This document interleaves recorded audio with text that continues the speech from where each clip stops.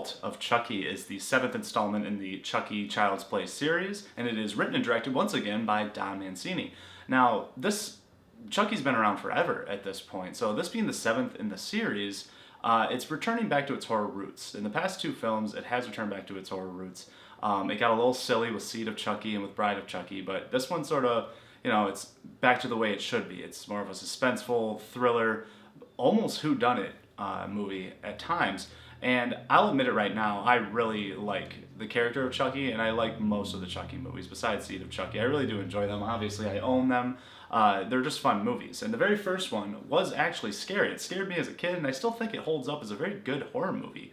And then it gets sillier and sillier along the way. But like I said, it's back to its horror roots. So now we have the 7th installment. Now, Tom Mancini has written every single one of these movies, and he must love the character of Chucky. I mean, he's spent most of his life with this character, and somehow he has found a way to breathe new life into this series. This one takes place in a mental institution, and it's pretty much the character from the last movie, which was Curse of Chucky. She has admitted that she had a mental breakdown. She was the one that committed all the murders, and it wasn't a doll. The doll was completely in her head.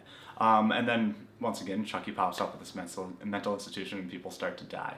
So, what I do like about this movie is that Tom Mancini you can tell he's passionate about the character of Chucky and about this movie. It doesn't take itself too seriously, which is a good thing because obviously these concepts are just completely silly and off the wall.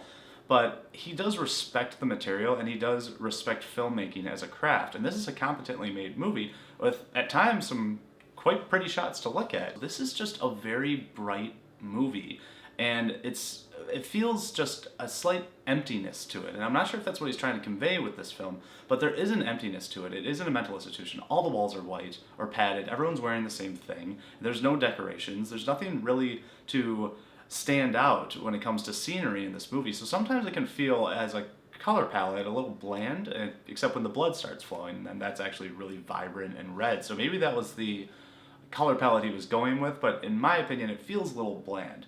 And it also feels well under budget some of the previous one. This is direct to DVD, Blu-ray, and it's actually streaming on Netflix right now, so you can go ahead and watch it. So you can tell the budget's limited, but still, they got cast members back. They got the original kid from the first one to play Andy again in this. He's like in his late 30s, and he's back. Jennifer Tilly's back, and somehow they have managed to tie 6 previous films of storylines into one movie here, which I have to commend him on that it actually kind of makes sense. But the plot in this movie is fairly convoluted. That's one other gripe with this, is that they went too far with the plot. They're trying to tie up so many loose ends, and honestly, no one remembers these movies that much, or really what happened in the last one or the one before that. So they're really taking pieces all over the place from every single movie and throwing it into this one. So if you're a diehard fan of the Chucky series, then you're probably going to understand this movie, and you're probably going to really enjoy it because there's a lot of throwbacks, tons of throwbacks in this movie. So how's Chucky himself? He's fantastic. When Chucky's on screen, it's awesome. He's hilarious. The dialogue is really funny. I love the voice acting from Brad Dourif. He is Chucky. The laugh, everything. And so Chucky does a great job in this. I don't think there's enough of him, actually. The suspense is back and it's built. In the first one, there's not much of him either because it's all about the suspense. It's all about where is he? Is he going to come alive? There are spoilers that I'm not going to spoil for you. There are surprises in this movie that kind of come out of nowhere if you're a fan of the series. So I think that if you like the other ones, you're probably going to like this one. There's some pretty creative depth in there as well. Acting-wise, it's hit or miss. Brad Dourif, who does the voice of Chucky, his daughter is the lead actress in this, and I think that she does fantastic. She did really well in the last one, and she does really well with this one as well. She's restricted to a wheelchair, her character, so she really sells that very well. What struck me is that the original actor that played Andy, the lead character in the first one, is back for this, and he's pretty awful. That was sort of an odd choice of casting for me. Like, I don't think there's enough diehard fans to be like, we have to see this movie. They got the original kid back for it. Like, they could have just casted a more competent actor instead of the fanfare of just having the same actor come back, because it kind of weakened the movie when it comes to the acting. Fans of the series will enjoy this movie. It's just, you have to know what you're getting when it comes to Chucky. I watched this with my girlfriend, and she's not a fan of the series, and she doesn't really watch them, so she's just like, kind of having trouble getting behind this. Like, I'm kind of having trouble believing any of this, and it's just kind of stupid. And it is. It is completely stupid. The whole concept of all of it's really dumb, but I like that. I like the dumb fun because it's competently made, because the filmmakers, the crew, the cast, you can tell that they put their hearts and soul into this, and it wasn't a cash grab. You know, these movies aren't making that much money. These are passion projects, and it's kind of weird that there's still so much passion behind the character of Chucky, but I'm glad there is, because keep them coming. I mean, really, the series has hit its low point, and now it's back on its way up, and for a 7th installment to still have this much life, I think is admirable in itself.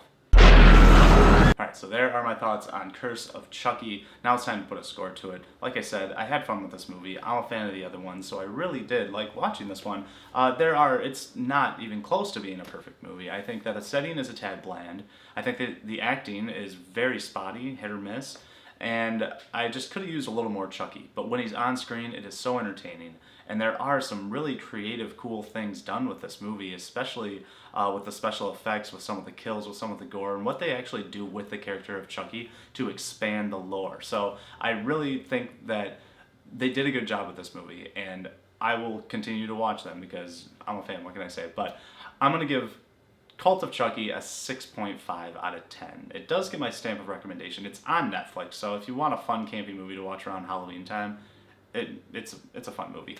On the scary scale, I don't know if dolls scare you or not. They don't really scare me, so this movie's not that scary. But if creepy dolls scare you, I would probably put this on as a 3 out of 5 on the scary scale, because there are jumpy moments. There are some pretty like fake boo scares here where it's, you know, false scares. But either way, there's some jumpy moments and some very, very gory, creative moments as well. So all in all, it's a good time, but not a great movie.